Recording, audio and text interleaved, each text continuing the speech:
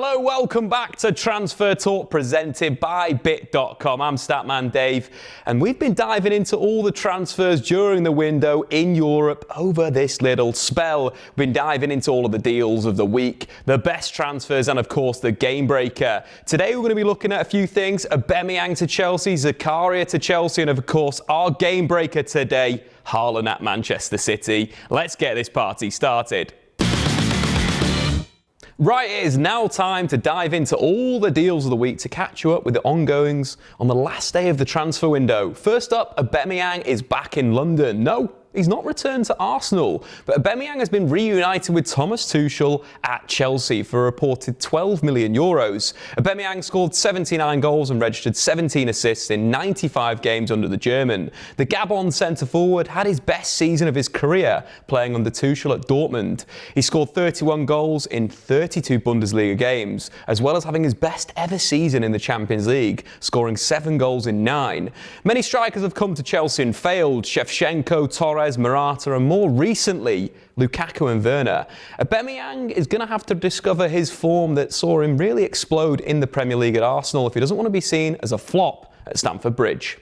Staying in West London, Chelsea needed midfield reinforcements, with Jorginho and Kante struggling for form and fitness. Chelsea have been at their best under Tuchel with Kovacic in central midfield. He combines Kante's ability to win the ball back, Jorginho's control, and his own ball-carrying ability. Tuchel's issues with Kovacic is also getting him fit. The German needs reinforcements, and he's got that in the form of Zakaria, signed from Juventus on loan. But he joined Juventus for €8 million in January, and it didn't quite work out under Max Allegri, with the Swiss midfielder playing just 720 minutes in Serie A before Juve binning the midfielder. It does, though, appear quite good business, with the £8 million investment could potentially shoot up to €28 million if Chelsea want to make Zakaria's loan permanent. Tuchel has spoken about potentially using Zakaria as a wing-back, talking about his speed and volume. In his prime, Zakaria was known for his ball-carrying and ball-winning ability. He needs to step up after a really poor season in Italy.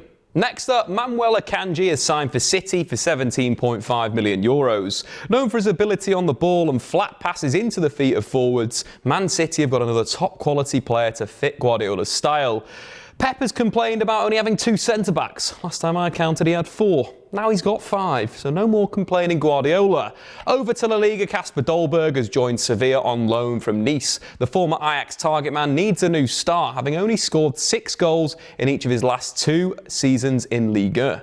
To Italy and AC Milan, who have finished their brilliant window with another fantastic piece of business, bringing Serginho Dest on loan to the San Siro. Stefan Pioli likes his fullbacks to cut inside and dribble into the centre of the pitch. Theo Hernandez has become a master of this, but Dest could be even better. Dest ranks in the top 2% of fullbacks in Europe for progressive carries and dribbles leading to shots, beating Theo Hernandez in both metrics. AC Milan have an option to make this transfer permanent for just €20 million. Back to Spain, via North London, Hector Bellerin has signed for Barcelona on a free transfer. Arsenal rescinded Bellerin's contract this week, which allowed him to rejoin the club that he came through at during the academy spell. Bellerin won the Spanish Cup, of course, at Real Betis last season, and that's where he really should have gone. Right, on to my top transfers of the window. We're going to go through all the major transfers that I really like. First up, Darwin Núñez to Liverpool. The Uruguayan hitman joined Liverpool for €75 million. So far, he's made an impact at Liverpool, being directly involved in a goal every 48 minutes, but also he has seen red. He's a completely different type of forward to what we've seen under Jurgen Klopp through the middle. More of a proper centre-forward who loves to run in behind and get on the end of crosses. Liverpool will be a more dangerous team with him in the side by the end of the season. His transfer also meant that Liverpool were willing to let Mane go to Bayern Munich for €32 million, which in turn saw Barcelona sign Lewandowski from Bayern Munich for €45 million. Both players have started life well in their new cities. Mane scored 3 goals in 4 Bundesliga games for Bayern, whereas Lewandowski scored 4 goals in 3 La Liga matches for Barca. Next, we're done with strikers for the moment. Now on to centre-backs. For me, the best defensive signing of the summer Matthias de Ligt to Bayern Munich. De Ligt joins Bayern Munich after 3 years in Turin. Bayern have been playing a super aggressive 4-2-2 this season with a focus on playing out from the back quickly. This suits de Ligt down to a T, but Bayern will also get his aggressiveness and his ability in 1v1 situations combinations that could win them games in the latter stages of the Champions League. We've got to mention the Premier League clubs when talking about defenders. Chelsea have spent €145 million on 2 defenders, Fofana and Cucurella, and Man United have spent €72 million on Malacia and Martinez. I don't know where these clubs are getting all this money from. Now to Brazilian left-footed right wingers. We've seen 2 move for a combined total of €158 million, with Rafinha joining Barcelona from Leeds United and Antony joining Manchester United from Ajax. Rafinha to Barca is a brilliant move, with Xavi's style of football loaded towards creating 1v1s for high and wide wingers. Rafinha's numbers have been quite staggering at Barcelona. Per 90 in La Liga, he's averaging 9.25 shot creating actions, which is the highest in Europe's top 5 leagues. Antony could reach similar heights at United. Ten Hag's side, they're struggling to create chances so far. Antony, though, has performed at an exceedingly high level in last season's Champions League in terms of chance creation. He was ranked in the top 1% for players in terms of assists per 90. On to our next top transfer, Tchouaméni to Real Madrid for €80 million. The French midfielder joined Real Madrid at the start of the summer as Real looked to strengthen their pretty impressive midfield of Toni Kroos, Luka Modric, Fede Valverde, and of course Camavinga. Manchester United then came in and signed Casemiro for a crazy amount of money. The 5 times Champions League winner joined United for €71 million.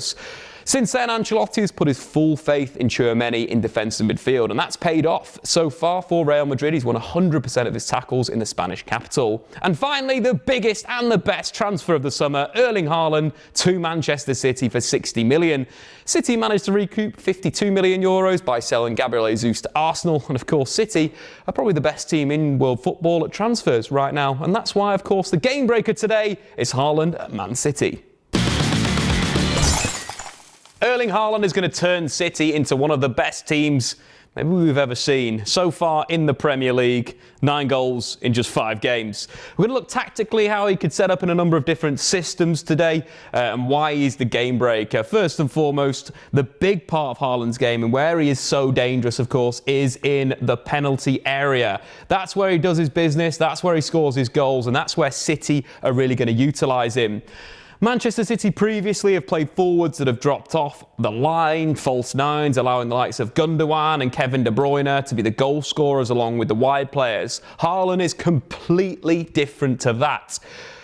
Arguably more of a advanced forward than a false nine, a player that's going to spin into the channels, that's going to utilise his pace but his ability in the box. One improvement you'd say long-term for Haaland, of course, is for his hold-up play to be better.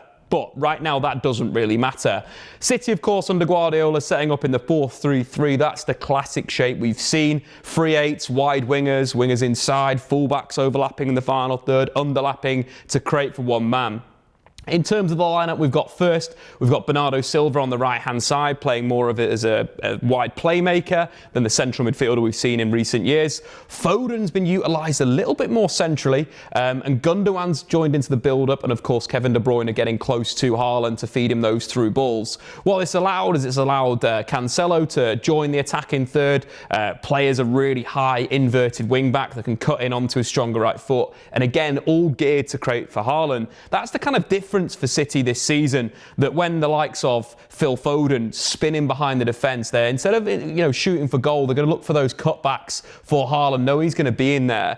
There's been 2 instances so far in the Premier League where Foden could have just slipped it across to Haaland, and maybe it's because he's used to playing with a false nine at Manchester City that he doesn't kind of get his head up and look for the big Norwegian, but that will come with time, with the chemistry building between those 2 players. The crazy side about Haaland so far in the Premier League is he's scored more goals than 15 Premier League teams. So that's the first kind of iteration for Manchester City, with Haaland as that game breaker in the middle, that focal point, with a fullback overlapping and Phil Foden inside. Let's move forward to another iteration of this team, maybe playing with more creative wingers on each wing and 3-8s, with Jack Grealish wide left and Mahrez wide right.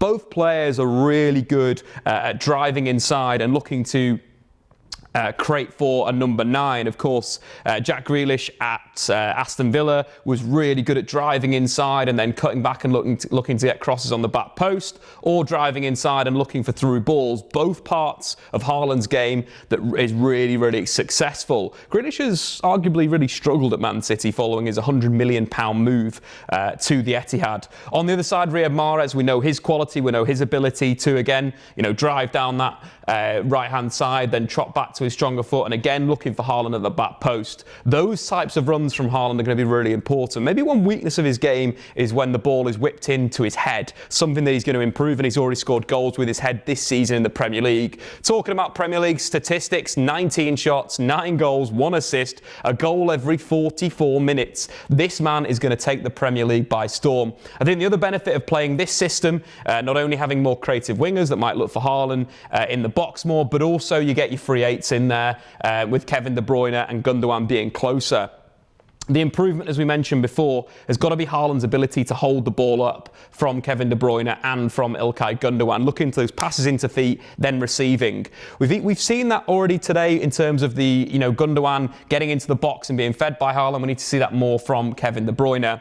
And finally, our final sort of setup that we've already seen Guardiola utilise to great effect is actually going with 2 forwards. 4-2-3-1. Julian Alvarez playing up top with Haaland. That is very, very, very, very dangerous. Haaland scored a hat-trick in that game. Julian Alvarez grabbed himself a brace. That combination of Alvarez's ability to not only find space, but move in terms of little pockets in and around the box, receiving to feet and so forth, but also getting ahead of Haaland could make the Norwegian even more dangerous. This system will be for when City are chasing games. They've got a good base in Gundogan and Rodri. They've got a good attacking midfield line. Of course, Haaland is the main part of that. Something that we saw at Borussia Dortmund was frequently 3 attackers behind Haaland, him building relationships with those players.